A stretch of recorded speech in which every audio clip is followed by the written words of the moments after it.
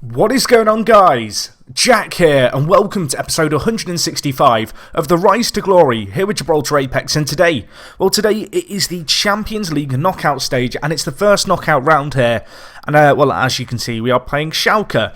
Of course, since the last episode, it has been quite some time. We've had kind of the winter period. We've had a fair few games in that time, you can see. For the most part, it's been a really good winning run. In our final Champions League game, we actually drew 1-1 with Bayern Munich, which was an okay result. You know, away from home, Paul Smith with a late equaliser for us, but the game itself was fairly even. I guess another result that kind of may jump out at people is a 2-2 draw against College Europa in the Primera Division, a team who they have spent some money and they have improved. You can see here, it was 2-2. This game actually took place, I think, 3 or 4 days before the Bayern Munich game, so I did rotate the team a lot. Gibraltar actually got sent off in it, and that kind of screwed us, to be honest. Although, I do say it was a rotated side. You look at the team, the back four was very much the strongest 11, or strongest 4, rather, with Giganov, Mustafa, Assad and Cabasale. But in the midfield, there was players like Vincinius, the Brazilian coming through. Dominic Eller also played in this game. And these players, I am trying to give them first-team opportunities. You can see in the case of Dominic Eller here, he's played 10 Primera Division games. And of course, as I mentioned kind of last episode, I am trying to get Luca Veronese kind of in goal for us frequently. And to be honest, he's rising up really nicely, developing into a good little player. And well, if I ask my assistant to pick the team, he's actually now getting in the bench ahead of Salcedo. You can see a comparison of them here. Of course, Veronese only 19, and well, the first team football that he's been getting in the league is going to be very beneficial to him. He's a great goalkeeper. My only real concern with him is his kind of aerial reach and his just general ability in the air. To be fair, his jumping's fairly good. But, it's a little bit weak, I guess, in that kind of department, kind of his just general aerial kind of command. But anyway, other than that, it's been a pretty good period. If we just look at the Primera Division real quick, you can see we're top 46 points, 4 points clear of Gibraltar Lions, College Europa, who I mentioned, in third, Manchester 62 in fourth, and Lincoln Red Imps, kind of the top 5 big boys. They are in fifth on 30 points. But you can see between College Europa, Manchester and Lincoln, it is getting pretty competitive for that kind of third place spot. Anyway, in terms of transfers that happened during kind of the January transfer window, to be honest, there was only 2 that went through for us. One was just a young player, this guy, Arredondo, who is a Mexican centre-back. He's been a player who's been on his way into the club for quite some time.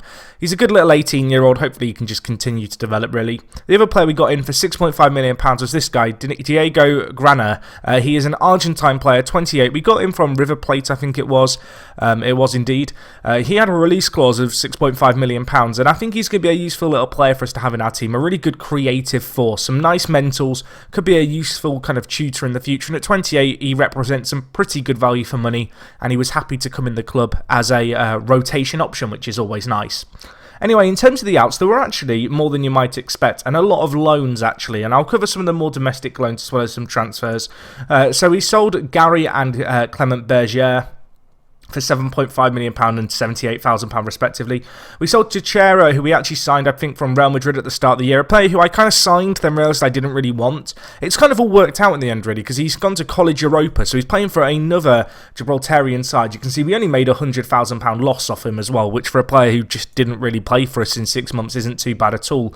And I think the fact that he has gone to College Europa in Gibraltar, and you kind of look at the quality of him as a midfielder, it kind of gives you an indication of just how the Gibraltar kind of Primera Division is developing. There are teams who are able to attract this calibre of player who are kind of competing in third and fourth place, which is good to see, the fact that there's teams like that willing to bring in players.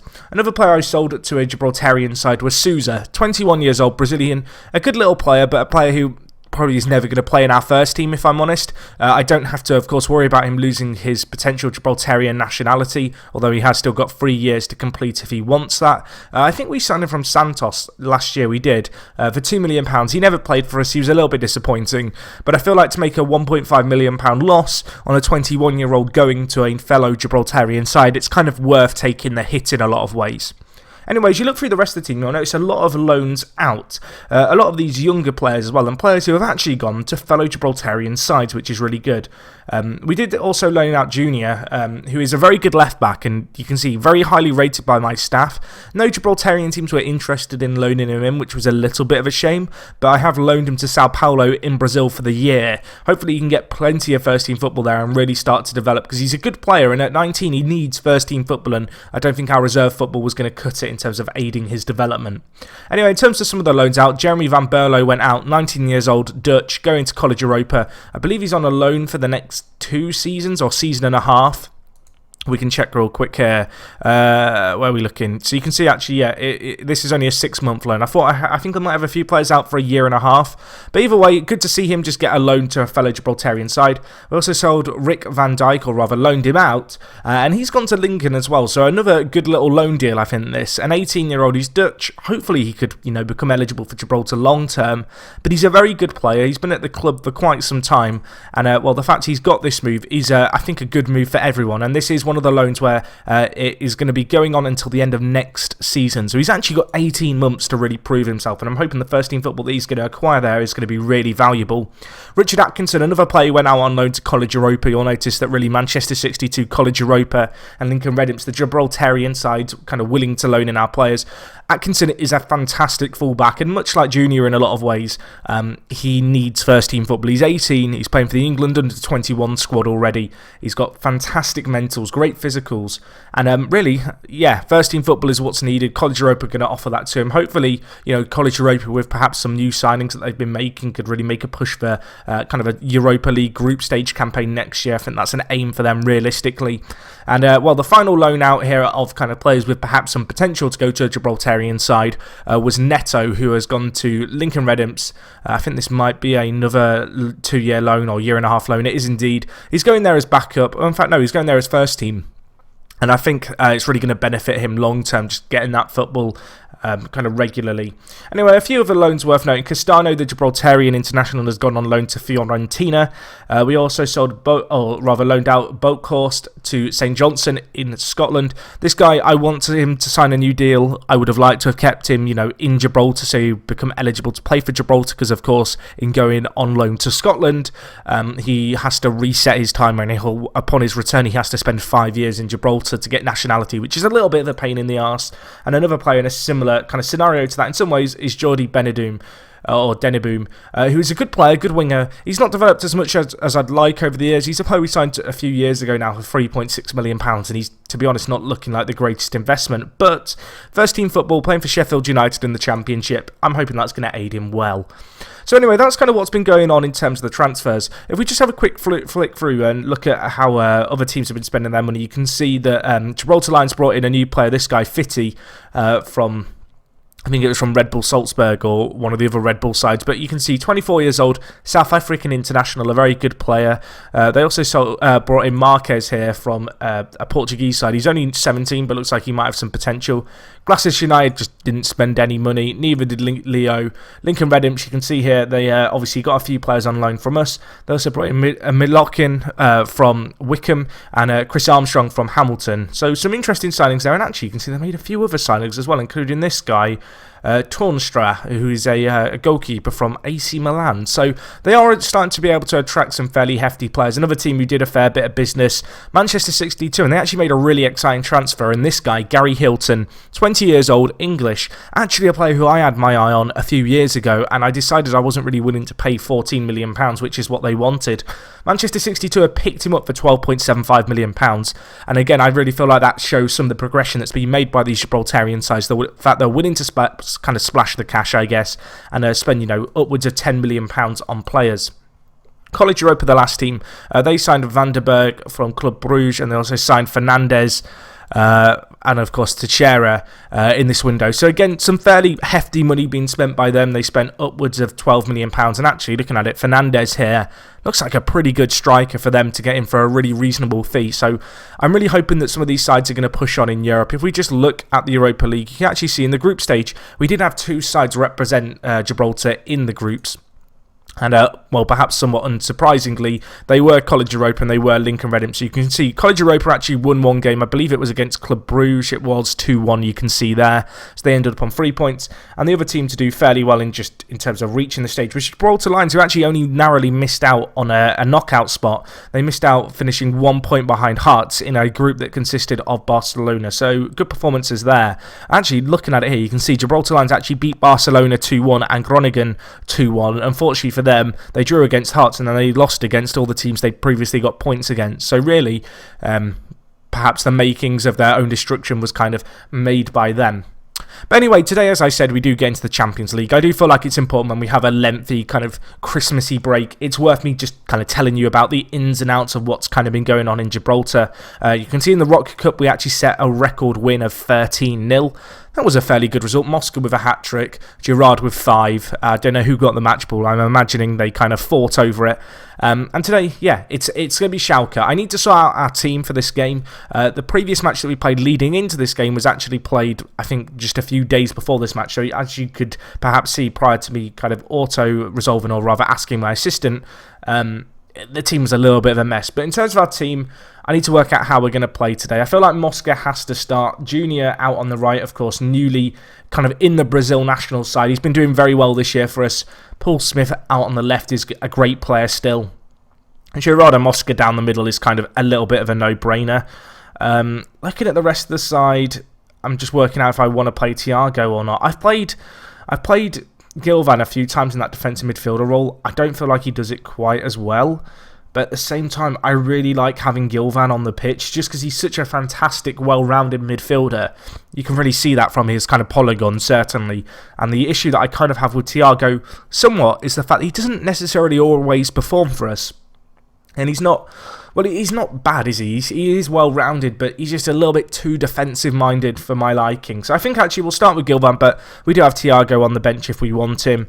In terms of other players on the bench, we're going to have the likes of Rico and Magni on, so we do have options out wide if we want to bring them in. Of course, we've got Rildo and Dews, Thiago, Skeffington and Horst. I might drop Rildo in favour of another centre mid, but actually looking at it due to injuries and suspensions, we don't really have that option. Joe Bouchard actually, as you can see, out injured at the moment, but only got the flu, so we'll be back for the second leg.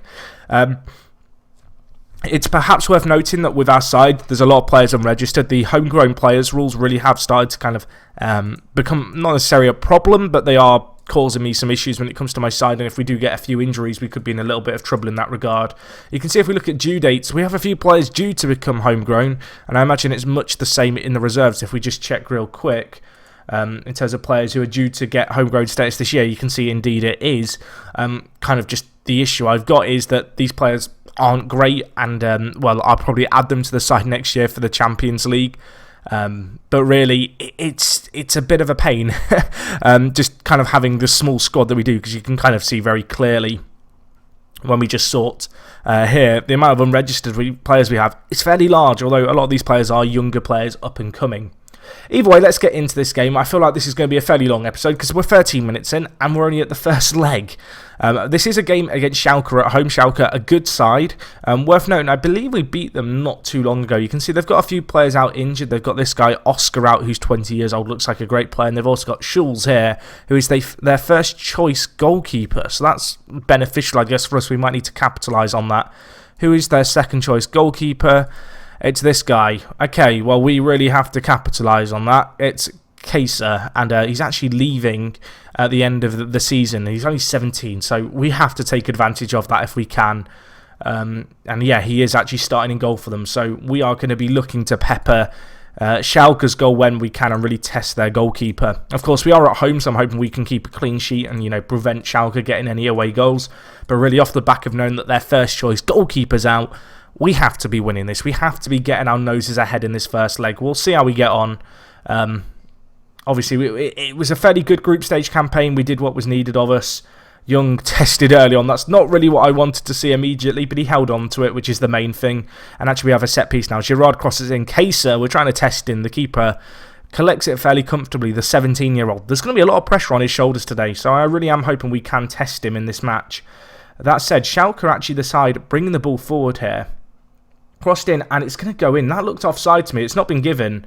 And, 16... Oh, well, I was about to say 60 minutes in. It's not 60 minutes in. That's the player's 16th goal of the season. 2 minutes in, we concede. I feel like Young's positioning is a bit here, there and everywhere, but it's one of those goals in FM where the cross comes in and the keeper kind of just goes towards it naturally. Unfortunately, the ball goes straight across his body.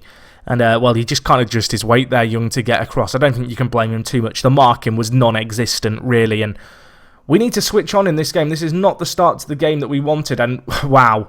Well, last 2 years we've reached the Champions League final. We've conceded 2 away goals in the first 7 minutes. I mean, there's nothing like, having to do it the hard way, is there? The ball in here, Rodriguez smashes it, the captain, and it just thunders in off the post. Schalke, 3 shots, 2 goals. They've not even had a clear-cut chance or a half chance. It's just been 2 very well-taken goals by them. We need to wake up in this game. We really need to sort ourselves out. And, immediately here, I'm actually going to do a team talk. I'm going to tell them to show some passion. I'm also kind of tempted to switch to the narrower formation. We'll see how we get on. We don't want to make too many reactive changes too soon. There's loads of time left in this game. And, I was about to say, we look like the team coming forward. We immediately give away the ball, although Mosca, with a real opportunity, he skies it. You would have put your mortgage on him to score there. He was clean through. That said, we might have another chance here. We're starting to get into this game, which is good to see. Giganov whipping the ball back post. Girard's there. Mosca with the rebound. That has to be a goal. 2 clear-cut chances in 1 highlight. We've squandered them both. And Girard and Mosca, 2 players, uncharacteristically making some vital errors there. That had to hit the back of the net. It was such a good opportunity. You can actually see Mosca and Girard's ratings really tanking. Mosca having an awful game, a 5.8. I mean, Du's better be warming up on the sideline because I feel like he's got to come in this game. As much as I love Mosca, it's just not at the races today. I'm going to tell the players they've been unlucky so far. It's a good team talk. It's motivated them, which is what I wanted. There's no point in me slating my team too hard here or getting them too fired up. We need to remain disciplined in this game. We want to kind of continue to play our game because really, despite that early kind of spell of, or early flurry, I guess, of goals really from Schalke, we've probably been equal to them today. And Young, fantastic save by him there, bailing us out. Part of me kind of wants to switch to a 4-2-3-1. Or not 4-2-3-1, that's what we're playing now, a 4-3-1-2. A little bit like how we did to Shakhtar. I think that was just last episode, or 2 episodes ago actually, because of course the episode against Romania was last time internationally. But no, this is not the start we wanted. 2-0 down, and I mean, they're the team on the attack here, Schalke. They're coming forward again. Can we try and win the ball here? Giganov, nice tackle. Can we break now? Big ball up to Duz. He nods it on well. But he is on his own. I feel like he needs a strike partner. I feel like that's what he might need. I may well regret taking off Mosca if I want to switch to 2 strikers. And, Rodriguez should have scored there. And this has been awful, if I'm honest. It's just, we've not been at the races at all this game. Let's make the changes that I want to make. In terms of what I want to do, I'm going to bring in Rildo, I think. I think I have to. How's Smith been performing? Giroud on a 6.1. It's awful. It's not what you want to see from your players. It really isn't. I don't want to make the changes too soon, so I'm literally going to make the shape change before anything else, and we'll see how we fare. But we have got options. We've got Rildo on the bench. We've got Magni and Rico as well, so if we do decide we want to stretch them wide end, we could do that. But we're going to try and play narrow, and, we're immediately on the attack. Paul Smith, can he finish it? He's got to bury that. We've missed 3 clear-cut chances and 2 half chances. Unacceptable. Unacceptable. We're 2 goals down. We need goals, and they're just not coming for us. We're having the chances. Unfortunately, our defending has been atrocious. Rodriguez should have scored for them too.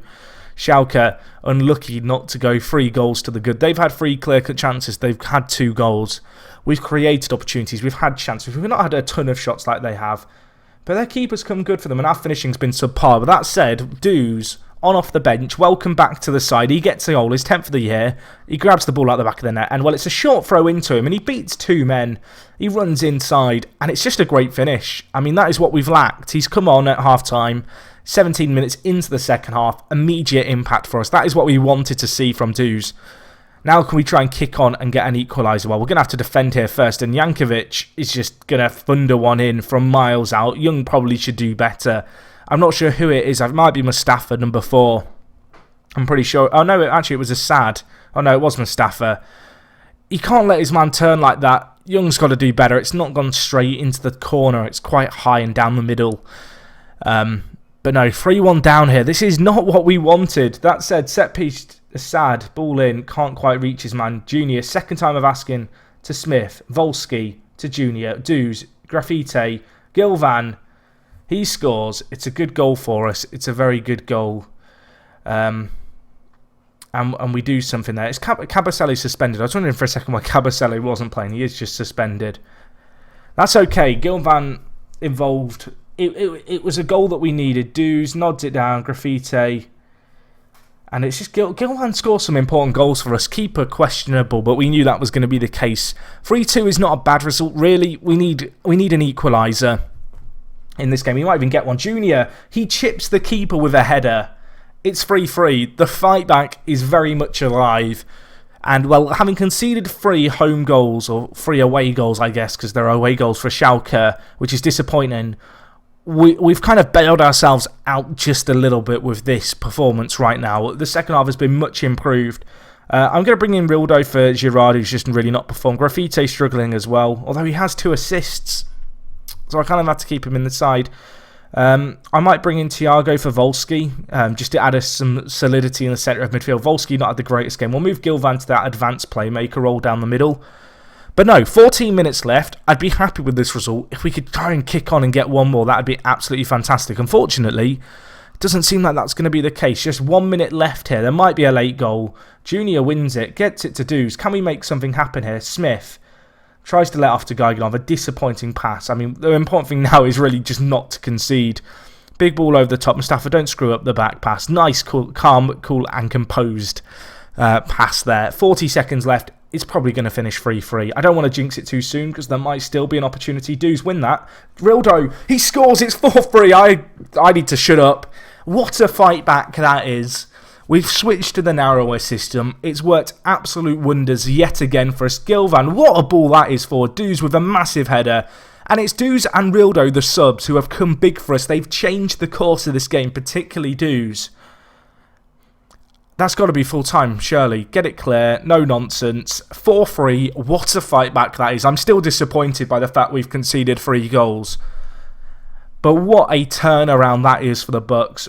Doos, 1 goal, 1 assist. Rildo with an important goal on off the bench. You can't ask for much more than that. Graffiti had a great game, considering that he's just kind of come into the side to be our backup left back. The Gibraltarian with a fine performance might even throw himself into contention for the second leg. It's not the most convincing win in the world. That last minute goal kind of bailed us out somewhat, but we needed it. I'm happy about it. And, well, going into the second leg, we have a real opportunity to progress, which is something that, to be honest, at 3-1 down, I didn't really think I was going to be saying. Either way, guys, hopefully you did enjoy this video so far. We have a second game to get forward to. Just looking at the schedule here, you can see it's in quite a few games' time. In fact, it's in about a month. Hopefully you guys stick around for that. Let's go forward. And yeah, I will see you guys in just a second. Okay, guys, so we are back for the second leg here against Schalke. Hopefully we can get a good result here. It's obviously the 4th of March. It's been a month. We had our regen window. I never really talk about the regens that we get because, as you can see here, they're just not very good, really. So no standout players, unfortunately, for another year. I will precursor this episode by saying that I wanted to record this about, well, a few hours ago, but one of my neighbours, I live in a block of flats, has been kind of drilling and hammering away all day. I'm hoping they finished, but if you start to hear weird noises or my mic kind of just gets muted at any point, that is probably either me even post-editing out where drills and stuff happen. But hopefully we'll be okay. It's a little bit annoying, but we're going to get into this game 4-3 after the first leg. We're going away from home. And after how well the narrow formation served me, and also due to the fact that Junior is out injured actually at the moment with a groin strain, I kind of feel like it makes sense to play a double striker formation and maybe do something here. I'm trying to work out exactly how I want to approach this game, to be honest. Obviously, Doos is out injured at the moment. He's still not fully fit, which is a bit of a pain. And it also means that with Junior's injury, we're a little bit light on options down the middle. So I need to work out exactly how I want to approach this game. Obviously, Girard needs to play. We're going to have Rildo on the bench as well. we need Horst as well, because we probably need a backup centre-back, if we're honest. I'm going to put Grafite on the bench. Of course, the left-back got 2 assists in the last game, so it'd be very cruel to keep him out of the side, really. But no, we've got some options in the team we can bring on. Unfortunately, Bouchard our only kind of backup centre-mid. So hopefully we won't have too many problems there. In fact, Bouchard might even start the more I think about it. I could play him as the box-to-box midfielder or the advanced playmaker. I'm going to play him as the advanced playmaker, I think, just because he's not got the legs to get up and down the pitch. He's got a good natural fitness and his stamina's a little bit lacking now. And he's got the work rate, but I think Volsky can do a job for us there. You know, he's got decent work rate, great stamina, and his physicals aren't too bad either. So it probably lends them best to going that way around. Anyway, in terms of the team, a little bit young in goal. Back for Kabasele, Assad, Mustafa, Gaiganov. You know those guys by now. Midfield, Volsky, Tiago, Bouchard. And then up top, we're going to go with Gilvan, with Girard and Mosca playing as a duo. We have Duz on the bench. We also have Rildo on the bench. Junior, actually, the only injury, I think, an absentee that we have, which is a little bit of a pain because he's been doing fairly well for us out on the right-hand side, and he's more than adequate of kind of playing down the middle. But anyway, let's see how we get on here. Obviously, 4-3 up after the first leg. Expectation for the season in terms of the board is semi-final. This is, of course, the first knockout round, so we do need to get through this at least, and then also, of course, win our next leg, which will be the quarter-final, to match expectations. And I have fairly lofty expectations of us. I don't feel like Schalke are the kind of team that should be causing us problems, as Moscow has a chance. The rebound does find its way into the back of the net. The perfect start here. Moscow's 25th goal of the season. I'm not sure who it was out on the left, actually, who got the assist there. It might have been Volsky or it might have been Kabasele. Either way, though, perfect start. And to say that we were 2 goals down very early on, obviously, when we played Schalke at home, to get the early goal ourselves is great. I mean, the keeper did so well to save the initial effort, but Mosca, the anticipation there, the kind of mindfulness to get onto that rebound is outstanding. Reacted quicker than the centre-back, used his pace to get in there, and it's a vital early goal for us, which does see us go for 5-3 up. Of course, with this game, we can draw and that would be enough. If we were to lose and lose by 1 goal, we have to score a fair few goals for it to become a situation which would be beneficial to us. The fact that we conceded 3 goals at home is a little bit of a problem perhaps, but as I said and was saying as Mosca scored, we're trying to get to a Champions League semi-final at least. Schalke are a good side, but we should really be kind of, you know, not having any problems against them. Obviously, that was not the case in the first leg. But so far in this second leg, so good. We're 1-0 up at half-time. Not a half of many chances, but we took the ones that came our way. And Schalke, with just the 1 shot on target, aren't looking too threatening themselves right now. Of course, a lot of time left in this game. A lot can change, so we do need to remain switched on. We need to remain kind of alert to the dangers. But no, as I said, so far, so good. Touch wood.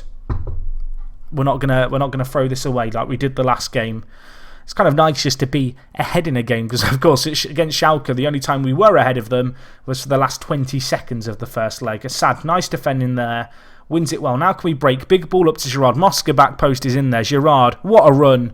Unfortunately, the end product not quite there, but that would have been some goal if Girard had managed to carry it from, well, probably 40 yards away from goal and squeeze it in there. The keeper, though, stood up large and alert. Looking at it, 20 minutes left of this game. Joe Bouchard struggling a little bit. Sad struggling a little bit as well, but playing well. Not already been a standout performance by our team in truth. But with, 8 minutes left now, we should probably make 1 or 2 changes just to get on some fresh legs more than anything. I'm going to bring in Volsky for Tiago in the centre, and I'm going to take off Tiago and bring in Noel Rico, the right midfielder. Assad is struggling quite a lot with fitness. I'm just going to bring in Gary Horst as well. I'm not usually a big advocate of kind of swapping around centre-backs mid-game, but I feel like Assad struggling a little bit. He's played well for us, but Gary Horst is a very, very good backup for us to have. And I think this is the kind of game that kind of just suits him to kind of slot into with no problem whatsoever. And to be honest, that's exactly how it's going to play out. After an action-packed first leg, a first leg that saw so many chances, this has been a bit of an underwhelming first kind of, I guess, stage in this competition in the knockout stages, but we've done the business. We win this game 1-0. We've won both legs. Not, as I said, action-packed this one. We defended well. There weren't a ton of chances, but we had the chances for the most part, and we took enough to get us the result that we need. And we do go marching on now to the quarter-finals of the Champions League. So it's a good result. It feels a little bit anticlimactic after the amazing fight back in the first leg, but we'll take it nevertheless. In terms of when we'll be back, I'm not actually sure when the next leg or the next stage is going to be in the Champions League. In fact, you can see here, it's not going to be until April time. So we have Paul Smith's birthday coming up in this April. He's going to be 33. So we're going to have a slightly older Paul Smith in the team. We'll get a cake out and not forget him like Yaya Toure. Of course, hopefully you guys won't forget him either. And you guys will be back next episode. In terms of when we're back, I'm just wondering if we have any international games coming up, because obviously there's a little bit of a break when it comes to international football. You can see here actually our World Cup group got drawn. So we have actually got a World Cup qualifier against Albania. I'm kind of tempted to livecom that. It will just be the one game, but hopefully you guys will look forward to that. I can't remember if I talked about my World Cup group. I have a feeling actually it happened during the break. So you can see the groups here. We find ourselves in Group G with Albania, Estonia, Italy and Sweden. Obviously Italy and Sweden, the big threats in this group. But it definitely could have been a lot tougher group, and it's going to be interesting to see how we fare. Obviously, we have a few new players in our ranks, and it's going to be our first ever World Cup qualifying campaign as the Gibraltar manager, so that's something to look forward to. So I do think we will do that game against Albania next episode, as that is coming up in, wow, only 3 weeks' time. So I've got to get prepared for that, really. But no, thank you for watching as always, guys. Hopefully you did enjoy. Obviously, great result there in the first Champions League knockout round. A fair bit going on off the pitch.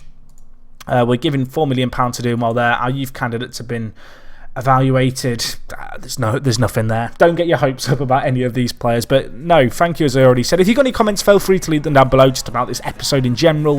If you've got any questions, I'll obviously answer them. And other than that, guys, thank you so much for watching as always. It is me, Jack, and I will talk to you guys in a bit. I'm out.